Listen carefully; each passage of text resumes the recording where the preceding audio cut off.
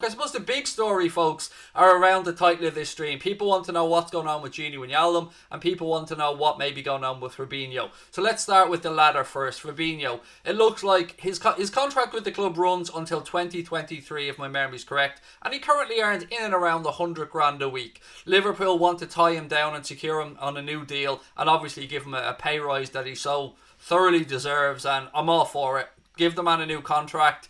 I'm sure his wage demands will be reasonable enough, and it is around the right time now. About 2 years to go on a contract, and if he's up in 2023, by the end of this season, he'll have 2 seasons to go. So I'm fully behind the club looking to reward Fabinho, and I love the way that we do that with contracts. You know, players come in, they get decent wages, a lot of incentives in the contract as well, but if they perform, the club aren't shy about putting a new contract in front of them and rewarding them for that good form. So again, brilliant news around the Fabinho stuff. I'm sure that we'll hear more about that in the coming weeks, but it's great to hear that the club already have that in mind. And with regards to Gini Wijnaldum, Kevin Palmer, I think, broke a story on this that suggested that they are going to sit down. The club and Gini Wijnaldum will sit down again to talk about his contract situation in the coming weeks.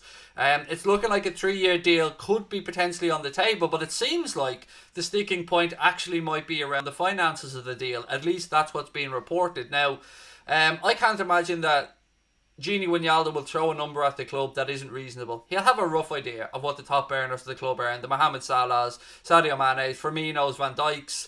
And he should be up there. In my opinion, he has earned the right to get that contract. So if Gini Wijnaldum's, let's just throw a number out there. If Gini Wijnaldum wanted 130, 150 a week, I think he's earned it. I think that he's earned it. He's a senior player at the club, always fit, always available, a turn two for the manager. And we all hope that this can be sorted out and that Gini Wijnaldum signs on for the next 3 years, maybe with an even option of another year, because he may be in his 30s now, but Gini will play till he's 35, 36. I've got no doubt about that. The man is always fit. So to me, I think most Liverpool fans that I've spoken with about this as well, we hope it can get resolved. It's great to hear that the club and Gini are again going to look to sit down, or at least Gini's representatives sit down and try and hammer out a deal. There will, of course, be interest coming up from a lot of clubs around Europe, knowing that he can sign a pre-contract with any club outside of England from January, because he's into the last 6 months of his deal then. So, you know, fingers crossed, and, you know, hopefully there's good vibes coming out.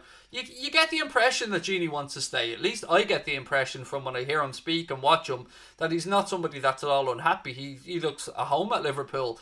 So I hope he signs that new deal. But I want to know what you guys think about it.